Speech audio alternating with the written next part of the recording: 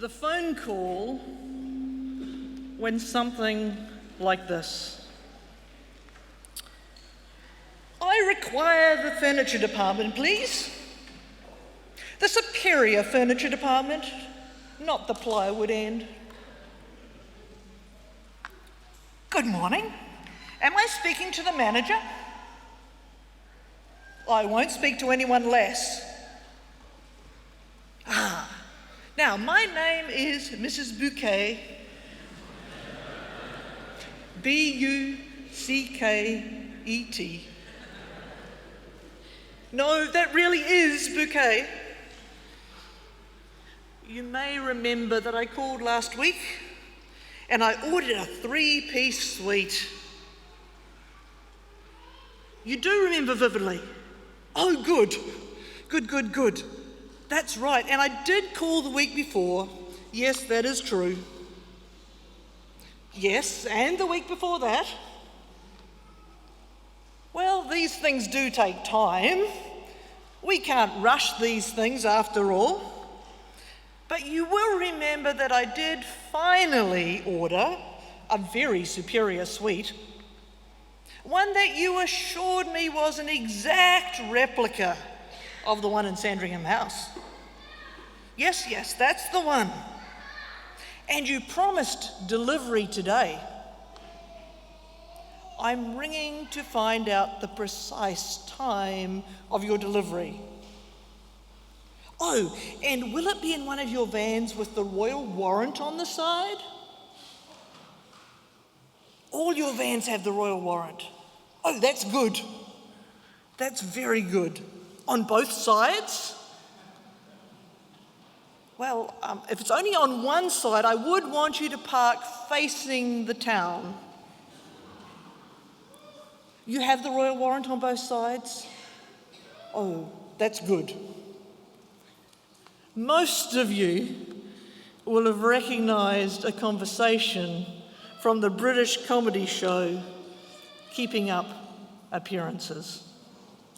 In this show, the main character is poked fun at for the fact that she gives all of her strength to keeping up appearances. She is desperate to manage her image. And in that conversation, you heard some of the way she goes to manage her image. But she doesn't always succeed. Even though she adds a French ear to her name, the very common bucket must be Bouquet.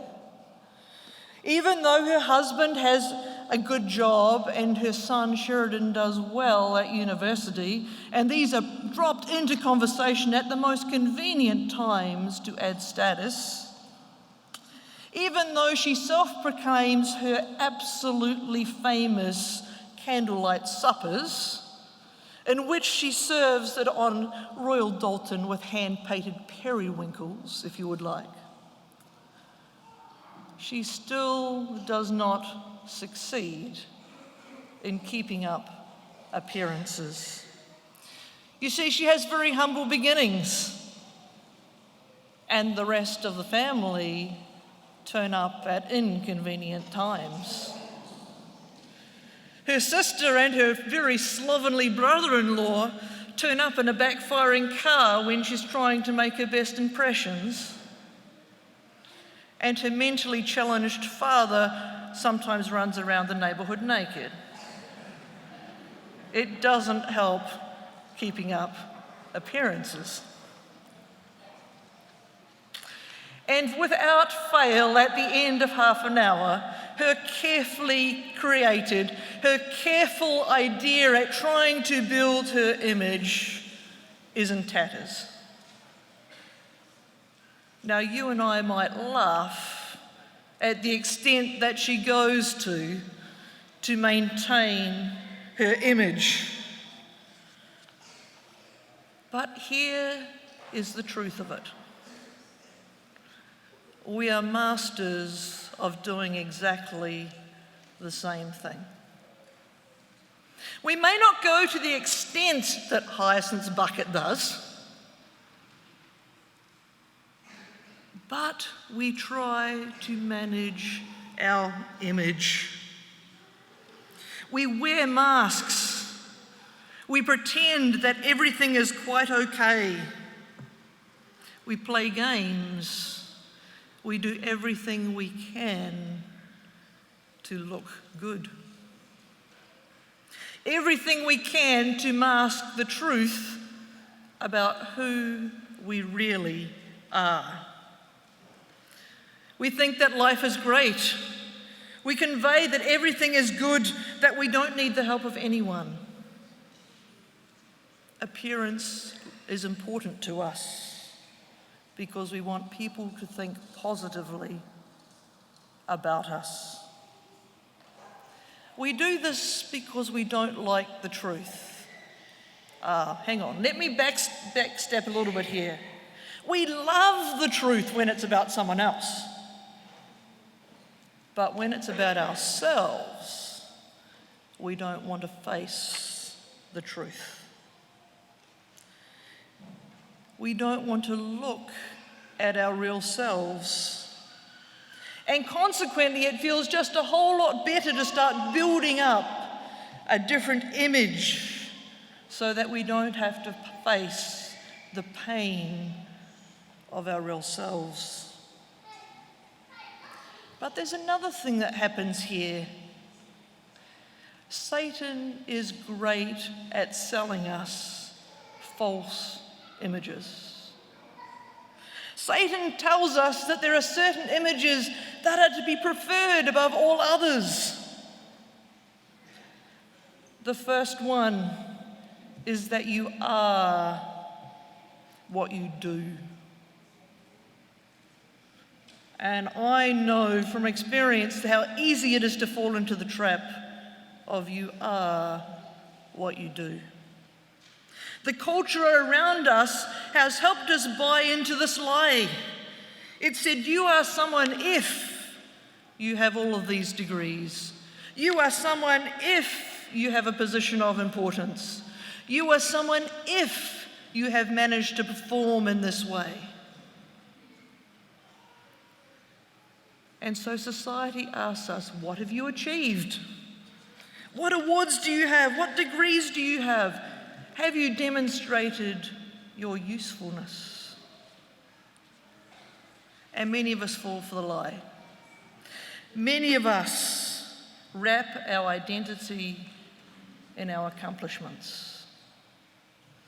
Ironically, however, it's not the people who have all the accomplishments that have the best life. Henry Cloud has suggested that the people who really succeed are not the people who have done everything. They're the people who are defined by knowing exactly who they are, rather than wrapping their image in the idea of performance. But there's a second lie that Satan tries to tell us, a second lie, a second false identity to which many of us fall into the trap. It is that you are what other people think. It's a popularity trap. It's a trap that says, you need to be seen this way. And our dear friend Hyacinth in this particular comedy wants to be seen in a particular way, wants to be popular. Society tells us that you too can be somebody if people say the right things about you. And so how often do you have conversations when you think about what you will wear to make the best impression? Or what you will say after someone finishes speaking? Or even what you will pray after somebody else finishes praying in a small group? Because you want to see and be seen as having the right stuff. Perhaps it's what school your child goes to. It's important to be seen that your child is going to the right school. And often our ego is hurt when we are not popular, when the comments don't come back positive, because we want to be seen to be something that we are not. And there is a third false image that Satan projects and says is important, a third false identity that some of us fall for, that you are what you possess. That you are what you possess, that having the right computer, the right smartphone, the right eye gear is important to your identity. It's not. It might be nice, but Satan has sold you a lie. Buying into these lies is unhealthy at the best of times. It's even worse and even dangerous when we start buying into this lie in our spiritual lives. It's easy for us to set up images that cover our day-to-day persona, but we also start setting up images to project something about our spirituality. And this is particularly dangerous. Jesus criticized the Pharisees for performing their duties in a way that they could be seen, rather than actually going and doing these things because they wanted to worship. They did all the formal things primarily to set up their own image instead of for the reason that worship exists, to honor God. Now, it's easy to fall into the trap of doing this. It's easy to think busyness equates with being a good Christian. It's easy to try and look like a good Adventist. And while going to services every week and paying tithe, helping out in one of the divisions, having a daily devotional time is all very good, if you are doing it to be seen, you've missed the heart of the gospel. If you are doing it because you think God will like you better, you have missed the heart of the gospel.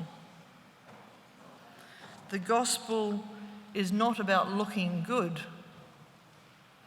Instead, it's about recognizing that you are not good and that you can't do things by yourself and that Jesus has done what you cannot do. Not only has he lived a life of perfect obedience, he offered himself for you. Now let's come back to this keeping up images, because I want to think about for the moment about the results of keeping up appearances. I don't know how many of you have thought seriously about the results that happen, but sooner or later, the real you emerges. Sooner or later, that carefully built up image begins to crack, and you are exposed for who you really are: a fake, a broken person, an individual who has messed up. And consequently, most people spend their time in fear. The consequence of trying to maintain an image is one of fear. Fear that somebody will find out that you are not what you seem. And fear that having found out this, you will be rejected. And in addition to this stress, Keeping up appearances has some other major issues. It impacts your relationships. When you are so focused on being something, so focused on maintaining that image, you don't have time for other people. So other people's hurts and wants and needs go unnoticed. True freedom comes when we no longer need somebody else to say we are special. True freedom comes when our worth and self-identity are not tied up in the images we have created, when they are not tied up in performance or possessions or what others think. At some point, the performance is not enough. At some point, the possessions disappear. They get old. They stop working. At some point, the popularity disappears. And then you are left with the real you. When you trust in these finite and temporary things, you are sure to be disappointed. So now I want to say, I want you to see what the scripture says about these images. And there are lots of places I could turn this morning, and I'm going to turn to one that might seem a little unusual. I'm going to ask you to turn to Matthew chapter 5 and verse 3. Matthew chapter 5 and verse 3. And I'm going to suggest that the Bible calls us to stop keeping up appearances and face our true selves. You know, Jesus said the truth will set us free. It's true. But we might have to experience some pain first. But let's look at Matthew chapter 5 and verse 3. And I'm reading this morning from the NIV Bible. Many of you will have memorized it in a King James version. Blessed are the poor in spirit, for theirs is the kingdom of heaven. Blessed are the poor in spirit, for theirs is the kingdom of heaven. And you might wonder at first, how does this relate to the whole idea of images? I'm going to suggest this verse calls us to a reality choice. So let's look at it a little bit more carefully. Blessed are the poor in spirit. It's the first of 9 statements that you know are called the Beatitudes. Statements in the English Bible that all begin with the word blessed. And here the Greek word is one that some people say means happiness. That's not adequate. The word happiness is not an adequate translation here. It could be translated as joyful, fortunate, content. But it's not about something surface. It's not a surface contentment or a surface joy. This is about a deep joy, one that can maintain itself in the midst of life's disappointments. Here Jesus points out that the deep joy, the deep blessing belongs to the person who is poor in spirit. So let's ask the question, what does poor in spirit mean? Well, there are 2 words in the Greek that are commonly used for the idea of poor. The first describes a person who is poor but is able to live satisfactorily. The second, which is found in this passage, is a lot more severe. Its meaning is extreme. The Greek lexicon shows it to mean helpless, powerless, destitute, destitute of wealth, destitute of influence, destitute of position, destitute of honour, bankrupt, beggarly, someone who crouches or cowers. Did you just see how all of our images were just torn down then? Jesus is asking you, is saying here that you need to be helpless and powerless. Destitute, the wealth is taken, the possessions are taken away. Destitute of influence, the influence is taken away. Destitute of position, the position is taken away.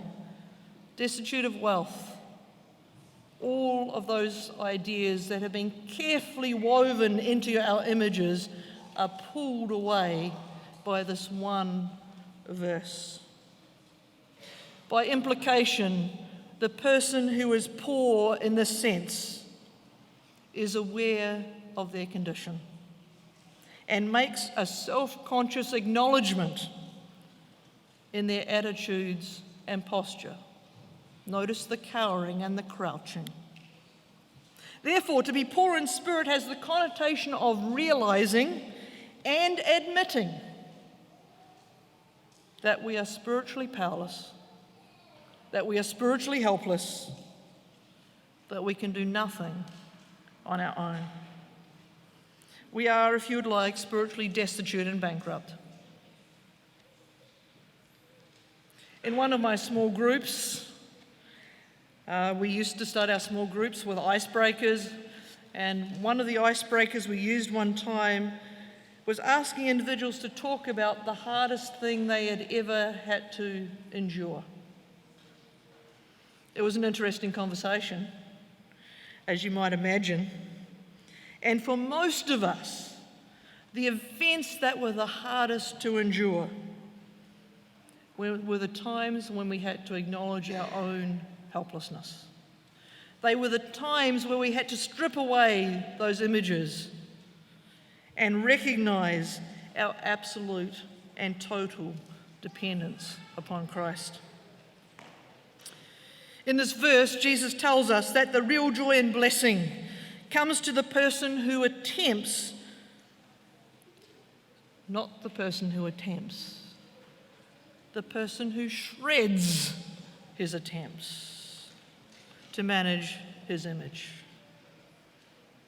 and instead realizes their absolute need of dependency upon God. They recognize their spiritual powerlessness,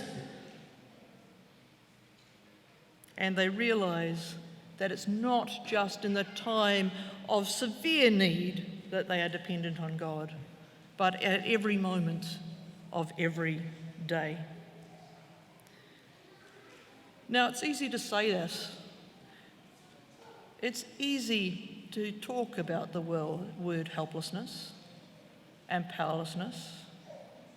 It's not easy to consider the reality of powerlessness. The idea was brought home to me in my medical career. And one of the things in my medical career was that we actually, as I was training in paediatrics, would do 3-month rotations on different wards.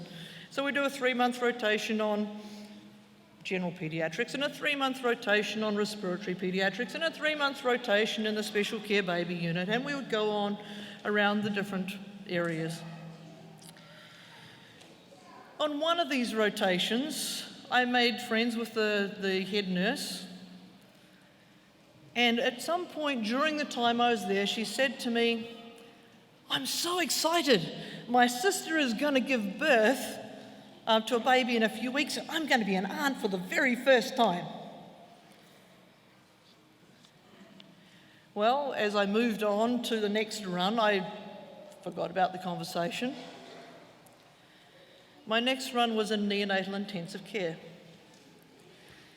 And there it's a very procedure-oriented area. There are lots of machines. There are lots of little things you can do to make a big difference. You get used to handling and dealing with 500-gram babies and 800-gram babies. But one evening I came in and found this friend crying. It turns out his sister had had the baby. Everything was fine until later in the day when it stopped breathing. And by the time it was resuscitated, it had experienced brain damage. There was absolutely nothing we could do to save this baby. It was in intensive care, but we were simply waiting for it to die. When you have someone else that you care for, something else that you care about, and you are powerless to use the skills that you have, that's when you really begin to understand the total helplessness and powerlessness that God is asking for here. A recognition that there's nothing at all, that without Him we are dead. Hopelessness and powerlessness. Being poor in spirit means to recognize and admit our powerlessness and our helplessness before God. And it's an uncomfortable feeling. It was a horrible feeling to say I could do nothing. It's an uncomfortable feeling to come before God and recognize I can do nothing. It means that I need to recognize my sin, my failure, my hopelessness, my total inability to do anything to save myself. And just as I could not save my friend's relative, I can do nothing about my sin. Instead, I need to come to the reality check and confess my unworthiness in the face of a righteous God. One of the clearest illustrations in Scripture that contrasts this idea of powerlessness and helplessness with the images that we try to create is also well known to you. It's the story of the tax collector and the Pharisee coming to pray in Luke chapter 18. And I'm going to read it here, Luke chapter 18, verses 9 through 14. Luke chapter 18, verses 9 through 14. To some who were confident in their own righteousness and looked down on everyone else, Jesus told this parable. 2 men went up to the temple to pray, one a Pharisee and the other a tax collector. The Pharisee stood by himself and prayed, God, I thank you I'm not like other people, robbers, evildoers, adulterers, or even like this tax collector. I fast twice a week. I give 1/10 of all I get. And so he puffed up his image, his performance, his position.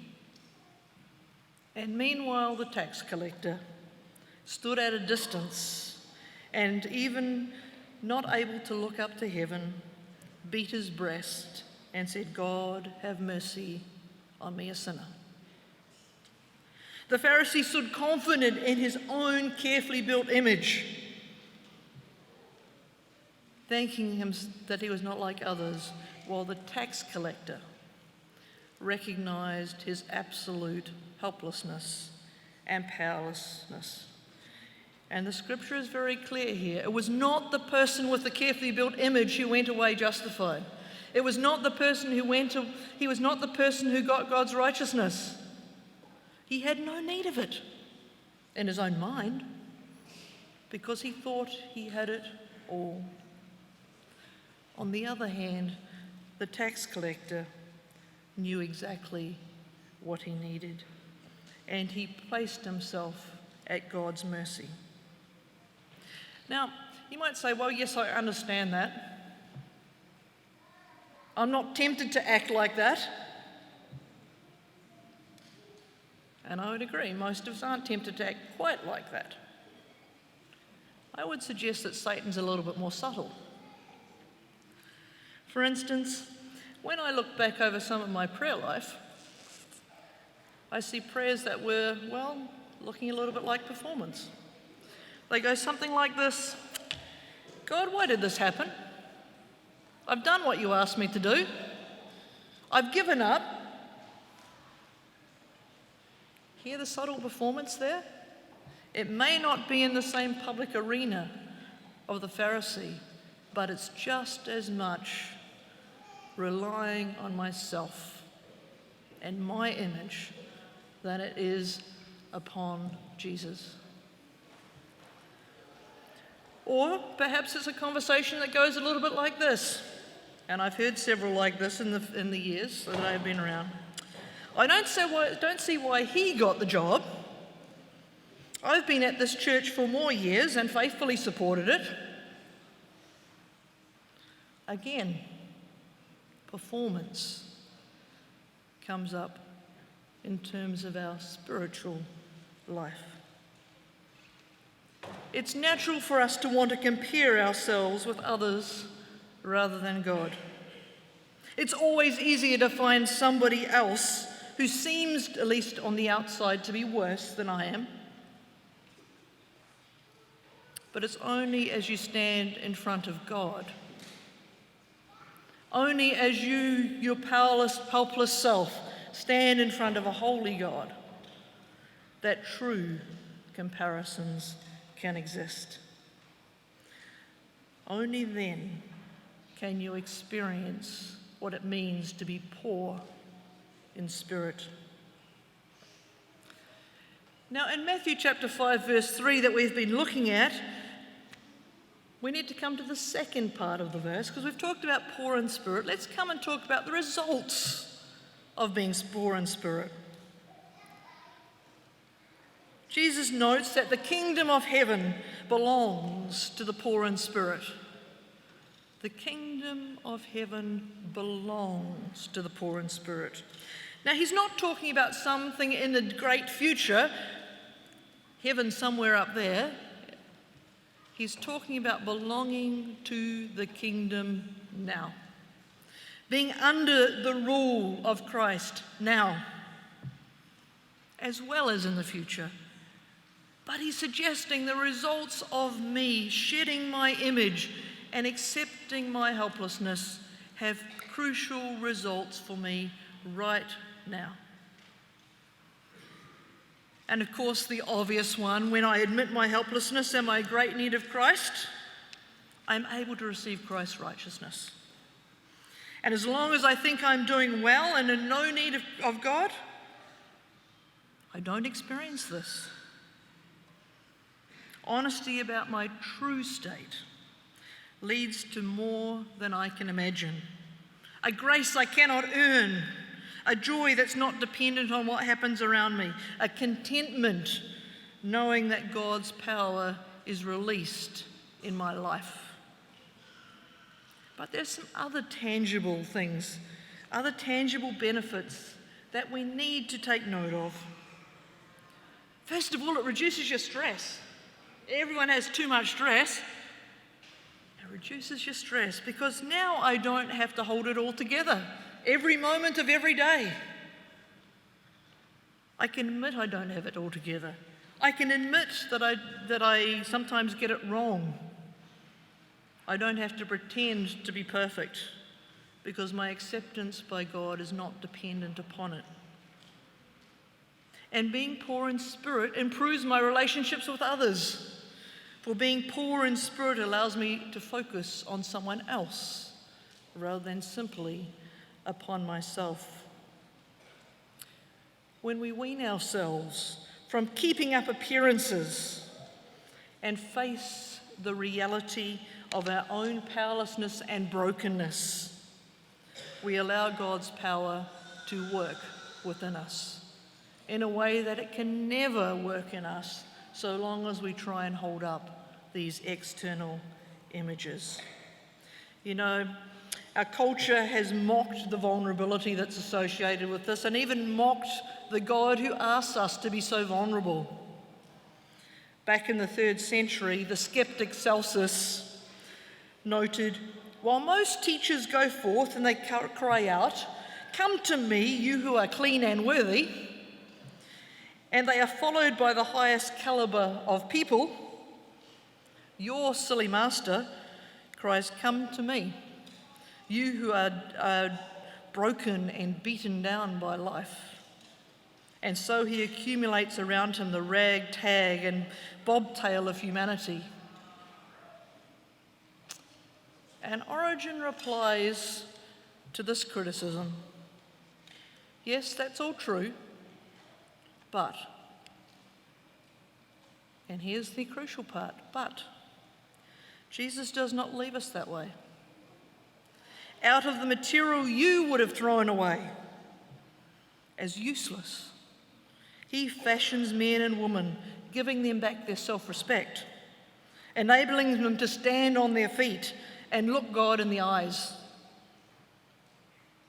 They were cringing, broken things, but God's Son Jesus has set them free. My reality is that I am broken, helpless, in desperate need of Christ. My reality is also that God is working in and through me to change that.